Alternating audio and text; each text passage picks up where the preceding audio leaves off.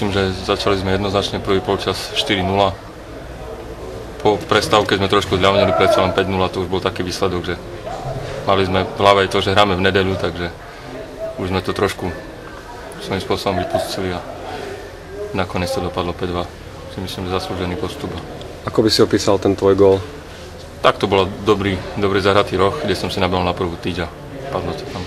V druhom polčase tam mal ešte jednu tutovku, tam čo ti Orava dával. A čo to chýbal tam krok alebo? Preskočila mi tá lopta nohu a netrafil som ju. Aké to bolo hrať proti hráčom, čo sú o 2 ligy nižšie?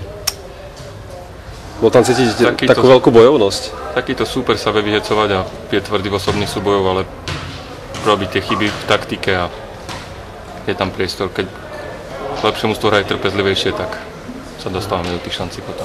Čo si povedal cez prestávku? Hlavne, aby sme sa nezranili, alebo chceli si ešte nejaké góly pridať, alebo... Zahrať si skúti futbal, takže by nás to bavilo, ale s tým, že by sme sa nezranili už. Potom už aj v druhom polčase bola veľa koncentrácia. Bolo to tak, ale... Už, keď človek prišiel na druhý počas, už si mohol myslieť, že vyrovnaný futbal. Ale veľmi ťažko sa hraje, keď už vyhrávate 5-0, ťažko sa drží tá koncentrácia. Nie je to jednoduché, v podstate si myslím, že každý sa aj podvedome možno už trošku šetril.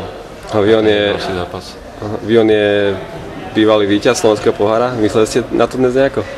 Tak pred zápasom nám to tréner povedal, že je to najľahšia cesta do Európy a budeme sa snažiť ísť do zápasu, že by sme išli čo najďalej.